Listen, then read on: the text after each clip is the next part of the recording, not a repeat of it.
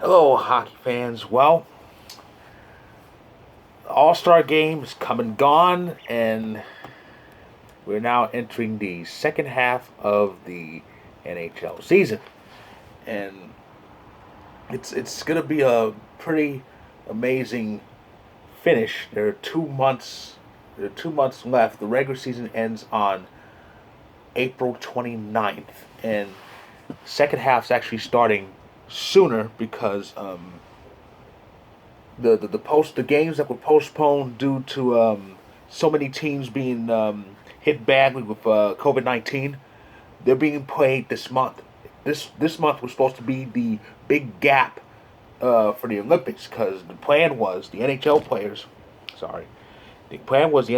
were gonna be in China representing their countries in the Olympics, but that's not happening because of the fears with this terrible pandemic we're in, which will reach 2 years, 2 full years, and it's just terrible and it's terrible, but it'll get better. I still have my positivity, my optimism that we will get out of this. We will. So yeah, and here's a look at how things stand during the break, entering the second half. First off, the Eastern Conference. It's pretty well. It's not really deep this year. I mean, the teams are good, but it looks like the top eight's going to be is pretty much almost settled, and there's a lot of hockey left. But here's how things stand. First off, the Atlantic Division. The Panthers, Lightning, and the Maple Leafs represent the Atlantic's top three. Uh, Florida currently has the league's best record, 69 points. Tampa Bay, back-to-back defending champions, 66. Toronto, 61. Yeah, so much for those Canadian division haters that said they wouldn't survive in the normal divisions. They're doing just fine, even with their ups and downs. They're doing pretty well.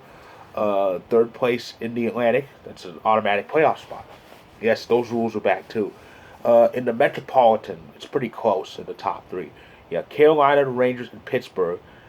Carolina Rangers have the same amount of points, 64. Thing is, the Hurricanes have 5 games in hand.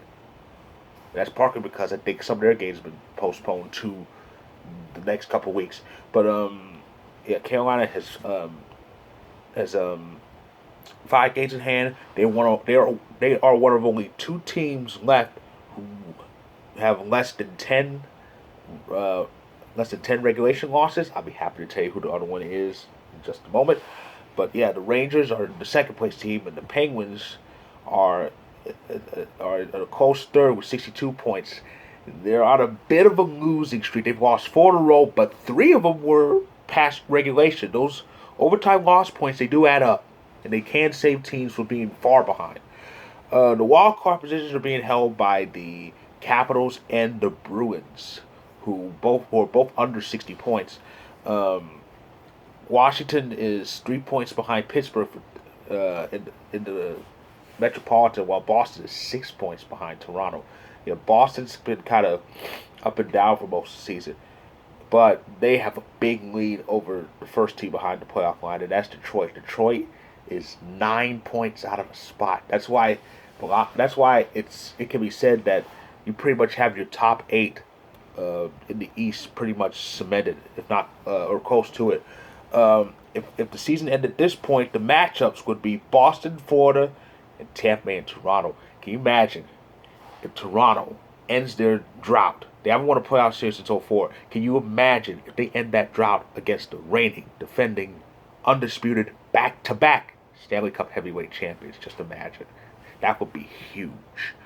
Um, and the other wild card, the Capitals, would face Carolina, and we'd get a series between the Rangers and Pittsburgh in the Metropolitan Division. So those will all be interesting. There'll be no crossover in the Eastern Conference. Now in the West, yay, the Western Conference. In the Central Division, it's the Avalanche, leading not only the division but the entire conference. Going over a month without losing regulation will do that. Yeah. Yeah, the Avalanche went on that extended holiday/COVID pause after playing the Predators on December 16th. We came back on December 2nd. We played 17 games. We haven't lost a single one in regulation. Haven't lost a single one. Matter of fact, we have the fewest regulation losses in the league. We have the fewest. We don't have the fewest losses total. But we have the fewest regulation losses in the league. Carolina, I said Carolina. Yeah, Carolina has 9 regulation losses. The Avs have 8. 8. That's Cale Makar's number. Of course, Cale Makar is leading defenseman in goals. Put that man's name on the Norris. But anyway, the Avs have 68 points, which is only one less than Florida, the only team with a better point total. We have an 8-point lead in the division over Nashville with 60 points. Minnesota has 59. Going 10 games without losing regulation will do that. Yeah, they haven't lost in regulation since the Winter Classic. So they've really woken up. And that includes winning 6 straight. So, yeah, Minnesota's been pretty red hot ever since that bad loss at home in the Winter Classic to the Blues. More on them later. The Pacific Division, it's pretty close. Mediocre, but close. Vegas, as expected, leads, but with only 57 points because they've been kind of struggling. They've had to play a few games without Pacioretty and Mark Stone, but those two have been back now. But Vegas, set off hosting the All-Star game, leads with 57 points, but closely behind, 2 points behind, the Kings and the Ducks. That's right. The Southern California teams appear to be back. The Kings have the lead because they have a game in hand over the Anaheim Ducks, but both of them are in the top 3. And that's going to make for an interesting race. One of those two could end up in first place. We don't know who, but it will be very interesting. The wild card is pretty crowded in the Western Conference. The St. Louis Blues and the Calgary Flames hold the positions. Calgary having too many games in hand kind of helps. They played 42 games. They have games in hand over pretty much everybody, including the Blues. They have 2 games in hand over the Blues. They have 6 games in hand over the Ducks, who are in 3rd place in that Pacific Division. Calgary's in 4th, which means they could really move up if they win those games in hand. Winning games in hand helps. Just ask the Avalanche. The Edmonton Oilers are close behind. It's pretty cluttered behind the playoff line. Edmonton with 49 points, Dallas with 48, San Jose with 48, Vancouver, who's been kind of winning more games since they hired Bruce Boudreau as head coach, they have 46, and they're knocking the door. So is Winnipeg. Really, the only West teams that really don't have a shot, the Blackhawks, the Kraken, and the Coyotes. Of course, the Kraken have an excuse, an expansion team. The Blackhawks are just struggling, but the Coyotes are just terrible. But as for St. Louis, they are 2 points behind Minnesota in the top 3 spot, and 3 behind Nashville. So it looks like it's going to be a close race in the Central between 2nd and 4th. Because I say 2nd and 4th because I'm not just saying that because I got this on, but it looks like Colorado's going to finish first that division. It's not official, but it pretty looks like we're going to finish first that division. So the race for 2nd is going to be interesting because 2nd place is home field in round 1 at least. But yeah. And speaking of playoff matchups, according to what I'm seeing, there will be a crossover in the Western, a double crossover in the Western Conference. Calgary, the second wild card, would actually cross over to the central portion of the playoffs. Yikes! And would face the Avalanche. It would be a rematch of 3 years ago, that series. But the tables were turned. Calgary was number 1, and we were the bottom wild card, but we actually knocked them out in 5. So it would be Avs Flames in one series in the Central, and the other Central series would be the Wild and the Predators. If memory serves you correctly, I don't think they faced each other in the playoffs before. In the Pacific, it would be the Blues, and it would be the Blues crossing over to that division's playoffs and facing the Golden Knights. And the other series, it would be the Freeway Series, Kings versus Ducks. That's delicious. I'm not just saying that because I reside in Southern California, but that is part of it. Ducks Kings in the playoffs would be great. It's only happened once before in 2014. That was the second round when the Ducks played the Kings, and then the Kings knocked out Anaheim during their road to winning their second Stanley Cup.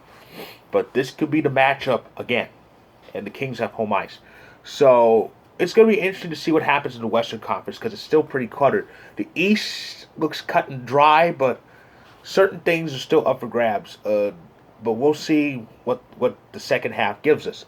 So that's my first half recap.